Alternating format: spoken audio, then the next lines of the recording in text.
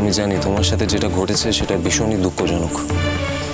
আমার নিজের খারাপ লাগছে, কিন্তু তাই বলে জোর করে বিয়ে করাটা, I mean, what is this?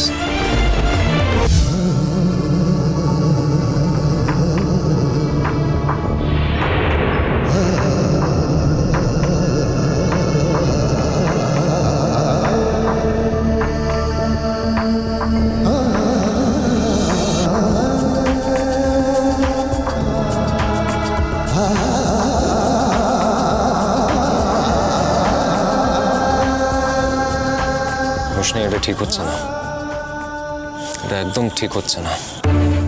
দেখো, আমি জানি তোমার সাথে যেটা ঘটেছে সেটা ভীষণই দুঃখজনক।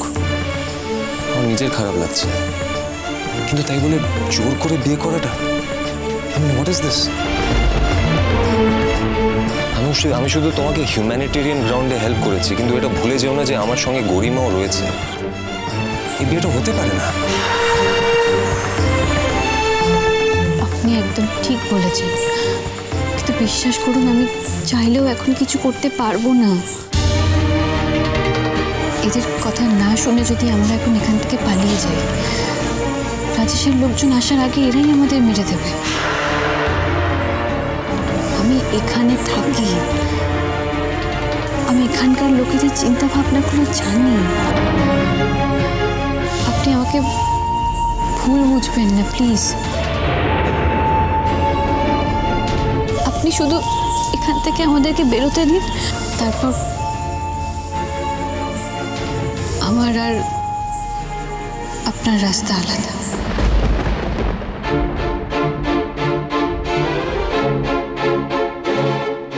আমি বুঝতে পারছি না আমার কার উপর রাগ হচ্ছে, তোমার উপর রাগ হচ্ছে, নিজের উপর রাগ হচ্ছে, নাকি এই গ্রামবাসীদের উপর রাগ হচ্ছে।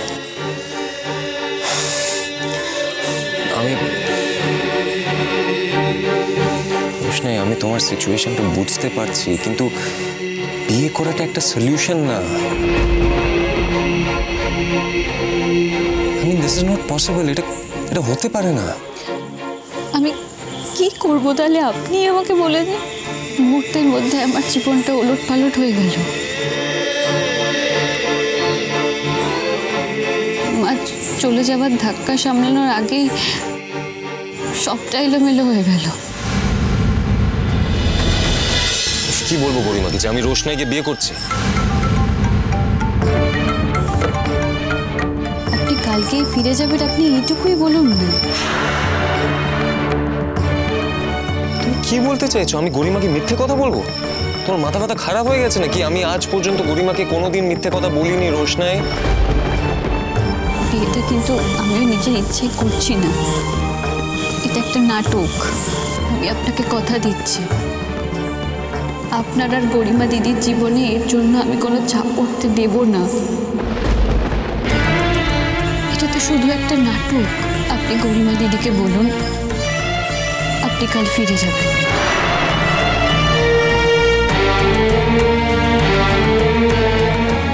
সরি।